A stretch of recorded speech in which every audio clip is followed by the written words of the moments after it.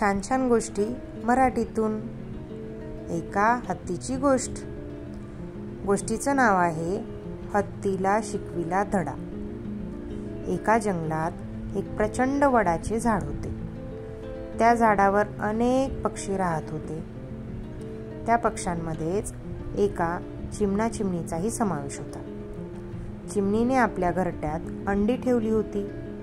त्या अंड्यातून लवकरच त्यांची पिले जन्माला येणार होती.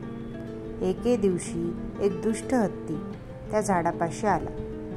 त्याने चिमणीचे घरटे ज्या फांदीवर होते त्या फांदीला सोंडेने धक्का दिला.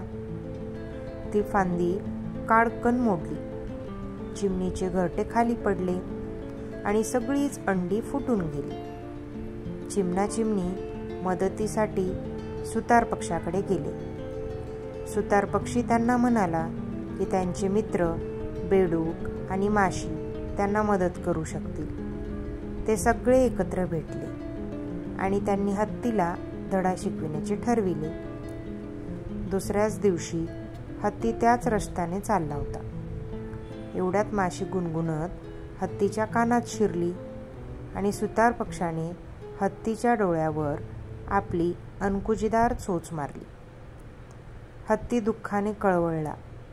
चेहऱ्यावर पाणी मारावे असे त्याला वाटू लागले. डोळे बंद अवस्थेत हत्ती पाणी शोधण्याचा विचार करू लागला. एवढ्यात त्याने बेडकाच्या ओरडण्याचा आवाज ऐकला. बेडकाच्या आवाजाच्या दिशेने हत्ती गेला आणि चिखलात पडला. हत्ती जोरात कळवळला, कृपा करून मला मदत करा. काय मी चुकीचे केले आहे? मला ही कशाची शिक्षा मिळत आहे? बेडकाने हत्तीला चिमणीची अंडी फोडल्याची आठवण करून दिली. हत्तीला आपल्या कृत्याचा पश्चाताप झाला. हत्तीने सगळ्यांची क्षमा मागितली. पुन्हा कधीही असे करणार नाही असे त्याने आश्वासन दिले. तर मित्रांनो, आवडली का गोष्ट?